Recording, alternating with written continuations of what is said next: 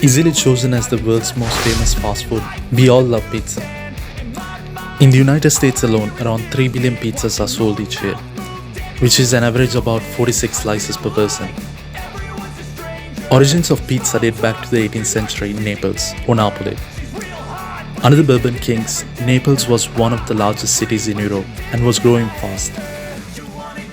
This caused the urban economy to struggle, and a large number of people fell into poverty.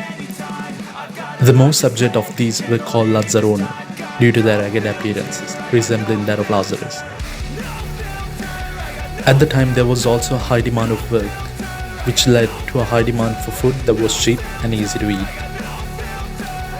It was during 1889 when King Umberto I and Queen Margherita, who came for a visit to Naples, got tired of the complicated dishes they were served and asked for some local specialties.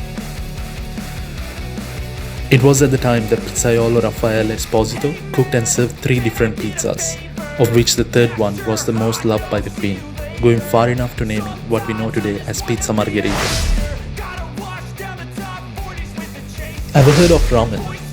You sure might have. A famous Japanese dish that rose to popularity thanks to the main character Naruto and his undying love for ramen in the anime Naruto Shippuden. The anime features the noodle shop as the Ichiraku Ramen shop. And the best part is, you don't need to fantasize eating there, because there is an actual Ichiraku ramen shop in Japan. The anime's ramen shop is actually based on a real-life ramen shop based in Japan, and currently attracting a large number of customers. As per history, it might surprise you that ramen did not originate in Japan but China. According to research, a customs agent who used to work in Yokohama, Chinatown in Japan, opened a ramen shop in 1910. The restaurant mostly had Chinese cooks, and it became extremely popular among Japanese workers. It was so popular in fact that after World War II and Japan's decimated food supplies due to it, ramen was one of the foods that quickly made a big comeback. One thing led to another, and soon restaurants started offering ramen, and eventually became a national dish of Japan. The story of Nachos goes like this. Ignacio Anaya, or better known by friends as Nacho, was the maitre at the Old Victory Club restaurants in 1943. The restaurant was located in Piedra Negras, Mexico, which was a border town from Eagle Pass, Texas. Nearby was an army base, Fort Duncan, filled with military men and their families. One day a group of women from the base crossed the border, and when they got hungry they came knocking the Old Victory Club's door. Sadly, the chef wasn't there, but this did not stop Ignacio.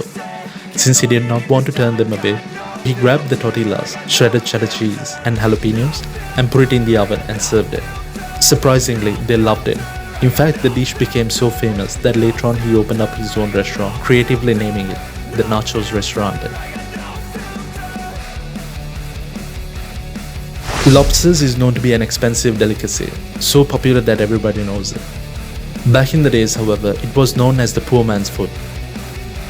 It's said that around the 16th century, ocean used to be overflowing with lobsters, and sailors who sailed near bay areas started eating them way too often. They soon got fed up of it and even naming them cockroaches of the sea. They then started using lobsters as fish bait, fertilizers, and even prison food. It is in the 18th century when canned food and railways became a thing that lobsters started getting shipped to Middle America. So Middle Americans even started to go to England for fresh lobsters, and it was during the 1880s that the price of lobsters began to surge. It wasn't until World War II that lobsters became the priciest specialty we all grown to love.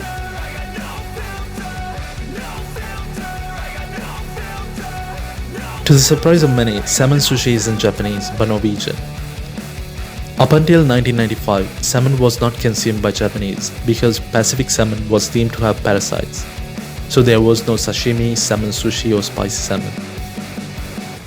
The way things changed is thanks to Bjorn from Norway. Norway had great amounts of salmon but had a relatively smaller market for it.